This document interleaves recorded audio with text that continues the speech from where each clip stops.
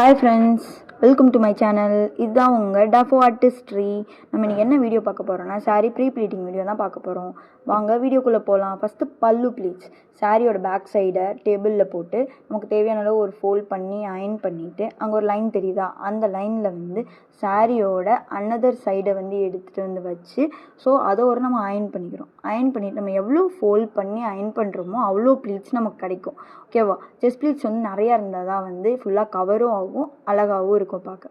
So நான் எடுத்துருக்க 17 pleats வரும்.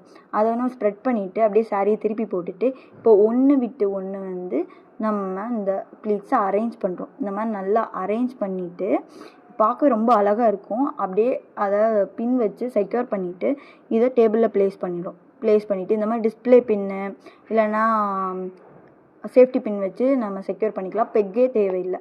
So இந்த மாதிரி அயன் பண்ணிவிட்டு அடுத்து செஸ்ட் ப்ளீட்ஸ். இப்போ செஸ்ட் ப்ளீட்ஸ் எப்படி பண்ணுறதுன்னா, இப்போ நம்ம செஸ்ட்டு மெஷர்மெண்ட் வந்து யாருக்குமே தெரியாது. ஸோ வந்து நம்ம யார்கிட்ட சாரீ வாங்குகிறோமோ அவங்களோட ப்ளவுஸை வாங்கிட்டு அந்த செஸ்ட்டு மட்டும் மெஷர் பண்ணிவிட்டு அதுக்கேற்ற மாதிரி ஒரு 2 பின் வச்சு நம்ம டேபிளில் ப்ளேஸ் பண்ணிடணும்.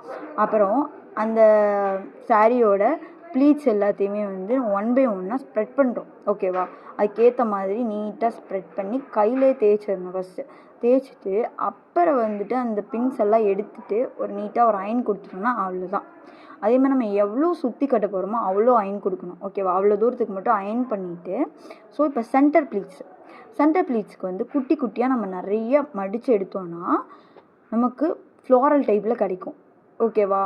அதே மாதிரி நிறைய எடுத்து அப்படியே சொல்லணும்னா புஷ்ஷுன்னு இருக்கும்.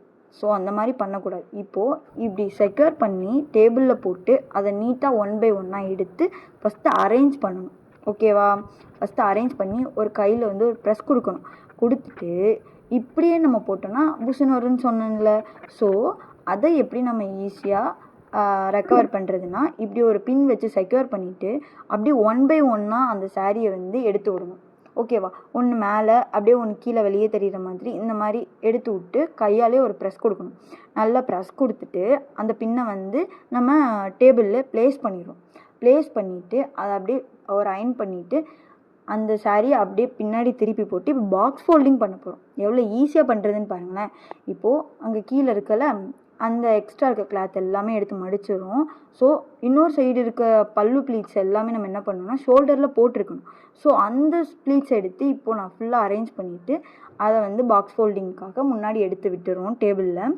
ஸோ இப்போ கீழே பேலன்ஸ் இருக்க கிளாத்தையும் எடுத்து கரெக்டாக நீட்டாக அரேஞ்ச் பண்ணுவோம். நீட்டாக அரேஞ்ச் பண்ணிவிட்டு ஒரு லெஃப்ட் சைடு ஒரு ஃபோல்டு. ஓகேவா? இப்போது லெஃப்ட் சைட்லேருந்து ஒரு ஃபோல்டும் அப்படியே ரைட் சைட்லேருந்து ஒரு ஃபோல்டும் பண்ணி ட்விஸ்ட் பண்ணோம்னா ஃப்ரண்ட் சைடு வந்துடும். ஃப்ரண்ட் சைடு வந்துட்டு இப்போ பல்லு உள்ளே வச்சாலும் ஓகே, இல்லை பின் வச்சு செக்யூர் பண்ணாலும் ஓகே. தேங்க்ஸ் ஃபார் வாட்சிங்.